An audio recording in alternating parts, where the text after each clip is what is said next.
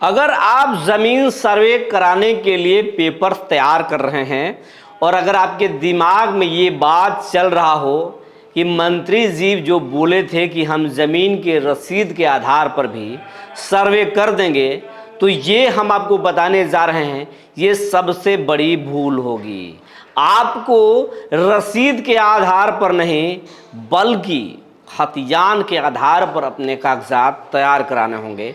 इसके साथ साथ कई और चीज़ों का ख्याल करना होगा जो हम आपको ये बताएंगे। जी नमस्कार, मैं हूँ विपुल कुमार और आप देख रहे हैं सूर्य बिहार डिजिटल न्यूज़।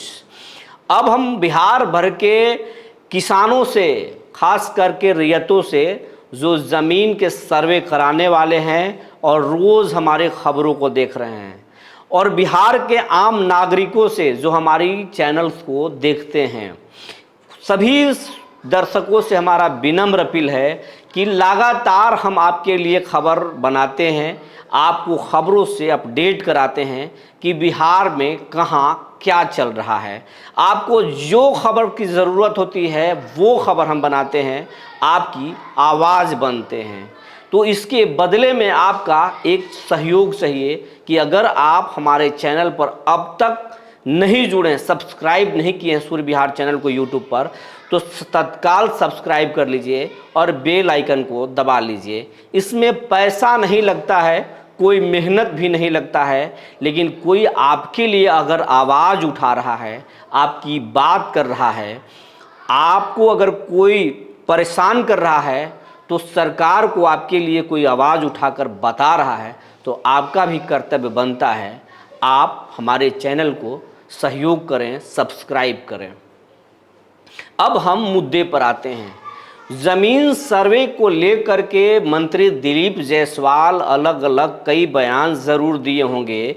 जैसे जैसे विरोध हुआ, जैसे जैसे हालात बदलते चले गए, दिलीप जायसवाल का बयान भी बदलता चला गया। शुरुआती दौर में माफिया से ज़मीन छीनने की बात करते रहे और उसके बाद में सरकारी ज़मीन पर कब्ज़ा करने की बात करते रहे, लेकिन बाद में वही मंत्री जी ये भी कहते नज़र आए कि हम ज़मीन की सर्वे आसानी से करेंगे और रैयतों को कोई परेशानी नहीं होगी। हम रैयत को अगर खतियान नहीं मिलेगा तो हम ज़मीन के रसीद के आधार पर, अंचल के रसीद के आधार पर सर्वे कर लेंगे। उन्होंने ये भी बयान दिया कि हम 3 महीने के लिए सर्वे को टालते हैं, ज़रूरत पड़ी तो 3 महीने और इस सर्वे को टाल देंगे। इसके बाद से भ्रम की स्थिति बन गई बिहार में। लेकिन आपके जानकारी के लिए हम बता दें, एक दिन पहले भी बताए थे कि ज़मीन सर्वे को टालने को लेकर कोई आधिकारिक चिट्ठी विभाग से बिहार के किसी भी डीएम को या बंदोबस्त पदाधिकारी को नहीं भेजा गया है और सर्वे का काम बिहार में ज़ोर शोर से चल रहा है। बंदोबस्त से जुड़े कर्मचारी, अमीन और शिविर प्रभारी गांव-गांव मौजा जा रहे हैं और किसानों से संपर्क करके उनके ज़मीन के दस्तावेज ले रहे हैं ताकि समय पर सर्वे को पूरा किया जा सके। लेकिन ताज़ा जानकारी हम आपको बताने जा रहे हैं कि बिहार भर में 50 लाख से ज़्यादा किसान अपने ज़मीन के दस्तावेज जमा कर चुके हैं। शिविर में ज़मीन के दस्तावेज दिए हैं, फॉर्म 2 और 3 को भर चुके हैं कि वो ज़मीन उनको कहाँ से प्राप्त हुई है और उसका मालिकाना हक उनके पास कैसे है, वो ज़मीन कौन सा है, रैयती ज़मीन है, मालिक गैर मजरूआ है या फिर वो किस नेचर की ज़मीन है, वो सब दे रहे हैं। लेकिन अधिकांश जो किसान हैं वो खतियान से ही अपने ज़मीन को मालिकाना हक साबित कर रहे हैं। कुछ किसान भ्रम की स्थिति में आने के बाद में अंचल के रसीद के हिसाब से भी अपने ज़मीन को मालिकाना हक जता रहे हैं और साबित कर रहे हैं। लेकिन हमारी बात जो है भूमि सुधार विभाग के, राजस्व विभाग के एक बड़े आला अधिकारी से हुई है और कुछ बंदोबस्त पदाधिकारियों से भी मेरी बात हुई है। उनका नाम नहीं बताएंगे, लेकिन आपको एक गोपनीय बात बताने जा रहे हैं। ज़मीन का जो सर्वे होगा वो ज़मीन का सर्वे खतियान के आधार पर ही होगा। खतियान के आधार पर ही, रजिस्ट्री को छोड़ दें तो खतियान के आधार पर ही सर्वे किया जाएगा। अंचल के रसीद को नहीं माना जाएगा क्योंकि बड़े पैमाने पर अंचल में गड़बड़ी हुई है। अगर ज़मीन नीतीश कुमार का है तो फिर उस ज़मीन को लालू प्रसाद यादव, ये एक उदाहरण हम दे रहे हैं, लालू प्रसाद यादव के भी नाम पर अंचल में रसीद कट गया है। ये सिर्फ उदाहरण हम दे रहे हैं, इससे इसको हकीकत से कोई लेना देना नहीं है।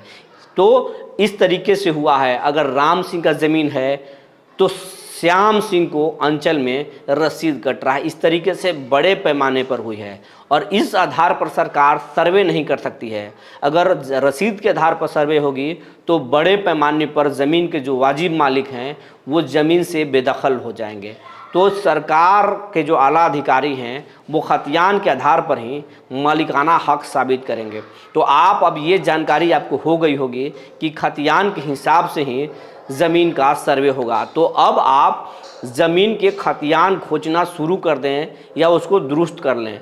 जिस तरीके से आपको खतियान प्राप्त हो उसको प्राप्त करें। अगर खतियान कैथी लेटर में है तो उसको आप हिंदी में ट्रांसलेट कराएं किसी भी कैथी लेटर के जानकार से, और उसके आधार पर आप उसको अटेस्टेड करा करके और उसको अपने मालिकाना हक साबित करने के लिए जमा कर सकते हैं। दूसरी बात कि अगर आपके पास खतियान है और खतियान में आप अगर कोई शेयरर गड़बड़ी किया हो, तो अगर आप खतियान के रैयत के हिसाब से नहीं, उसके नीचे से अगर आप वंशावली बना रहे हो, वंश वृक्ष बना रहे हो, तो वो भी गड़बड़ी हो जाएगी। खतियान का जो मेन रैयत है, वंश वृक्ष वहीं से शुरू होगा, वंशावली वहीं से शुरू होगा और उस आधार पर ही सरकार जो है मानेगी सर्वे को। वरना आप अभी जो वंशावली बना कर दे रहे हैं या ज़मीन के जो मालिकाना हक जिस तरीके से साबित करेंगे, बाद में वो रिजेक्ट हो जाएगा और आप स्वघोषित कर रहे हैं, घोषणा दे रहे हैं, तो आप भी मुश्किल में पड़ जाएंगे कि आपने साक्ष्य को छुपाने की कोशिश की है, आपने साक्ष्य को दबाने की कोशिश की है, आपने सरकार को गुमराह करने की कोशिश की है। तो आप एक बार अगर वंशावली बनाने जा रहे हैं और किसी भी ज़मीन को अगर अपना जताने जा रहे हैं तो आप अपना पक्ष मजबूत रखिए, आप अपने दस्तावेज को तैयार कर लीजिए, क्योंकि ये बंदोबस्त सर्वे जो है, जो ज़मीन सर्वे रुकने नहीं जा रहा है। नीतीश कुमार इस सर्वे को हर हाल में कराने जा रहे हैं और दशहरा के बाद ये भूमि सर्वे बहुत जोर पकड़ेगा और जिनका ज़मीन का दस्तावेज जमा हुआ है उस पर मापी भी शुरू होगी। हालांकि हमने ये पुराने खबर में बता चुके हैं, इसलिए अब इसको दोहराना ज़रूरी नहीं है। तो हम आपको कुल मिलाकर ये बताने जा रहे हैं कि खतियान के आधार पर ही आप अपने मालिकाना हक को साबित कीजिए और वंश वृक्ष रैयत के हिसाब से ही बनाइए। और अंचल के रसीद के आधार पर अगर आप मालिकाना हक साबित करने जाएंगे तो वो आगे जाकर रिजेक्ट हो जाएगा और आपको फिर से सब कुछ बनाना पड़ेगा और आप मुश्किल में भी पड़ सकते हैं। तो पहले अपने कागजात को जमा कीजिए और खतियान के आधार पर आप तैयार कीजिए। अगर चुनाव आएगा उसके बाद में ये सर्वे रुकेगा टलेगा वो तो बाद का विषय है, लेकिन अभी के हिसाब से सर्वे नहीं टलने जा रहा है। नीतीश कुमार कमिटमेंट कर चुके हैं। दूसरी बात, ये सरकार बहुत मजबूत स्थिति में है। आप देखे होंगे हरियाणा में एनडीए की जीत हुई है, कई राज्यों में जीत हुई है और अगर ये जोड़ी रही तो हो सकता है कि सरकार रिपीट कर जाए।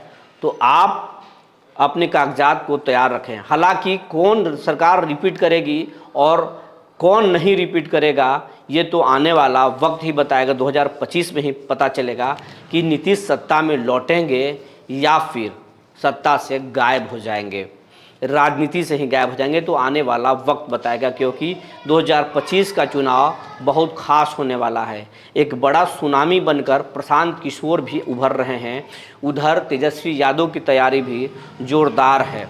इधर बीजेपी और नीतीश और तेजस्वी का कुनबा भी मजबूत स्थिति में है।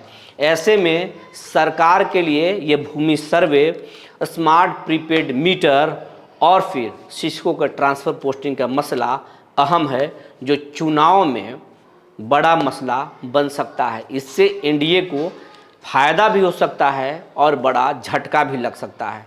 लेकिन किसानों को जो तैयारी करनी है वो आप कर लीजिए, बाद में क्या होगा वो बाद में देखिएगा। फ़िलहाल आप अपनी तैयारी कर लीजिए।